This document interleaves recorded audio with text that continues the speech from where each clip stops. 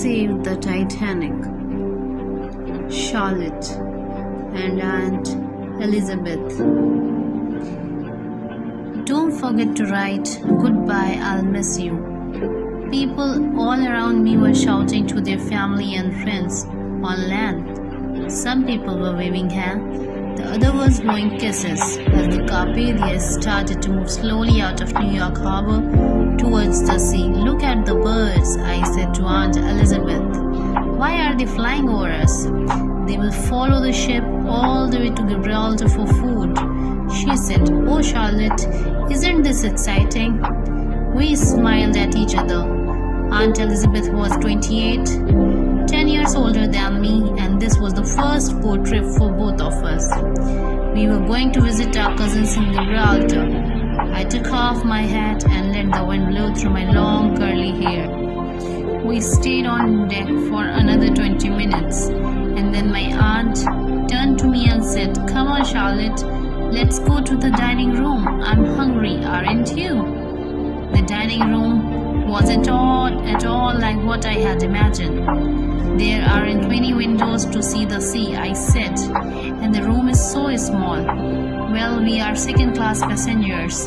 We can't expect the same luxury as first class," said Aunt Elizabeth.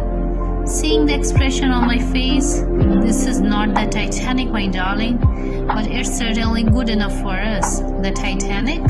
So many people in New York were talking about it. My father said it was more beautiful inside than the best hotels in New York. The first-class dining room had wood panels on the walls, stained glass windows, and an elegant staircase.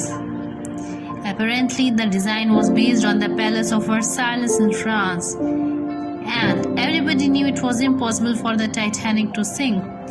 Although tickets were very expensive, the ship had over 1,300 passengers for its first voyage. It was sailing through New York at the same time as we were leaving New York. "Maybe we will see it sail past," I thought. "I'm so curious to see it." We sat down at a table with two couples from Boston who were traveling to Genoa, Italy. While Aunt Elizabeth was talking to them, I looked at the other passengers laughing and drinking. Just then, a tall man dressed in long black jacket and a white hat entered the dining room with a younger man. People stopped talking and turned to look at them. "That's Captain Rostron," Aunt Elizabeth explained. But I was looking at the younger man, wearing an officer's jacket. He was about 20. His brown hair was short and brushed to one side, and he was extremely handsome. Turning his head, he saw me looking at him. I smiled, but instead of smiling back, he turned away. "What a rude man," I said, feeling embarrassed. "Who is rude?" asked Aunt Elizabeth. "That young man with the captain.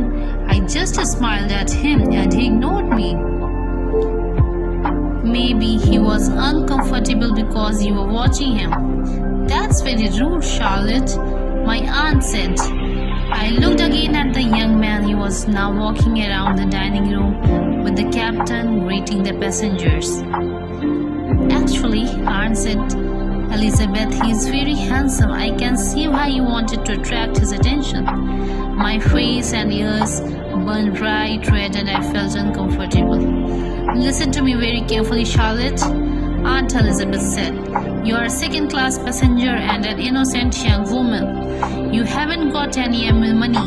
The only thing you have got is your good reputation. You must behave correctly during this trip and try not to ruin it. Listen to me and stay away from that man." "But," I began to say.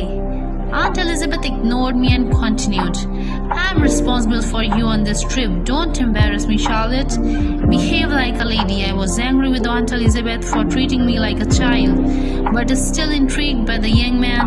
Once my aunt started to talk to her neighbors again, I watched him from behind my glass of water. Who was he? I'm going to find out, I thought. Keep watching. Stay tuned.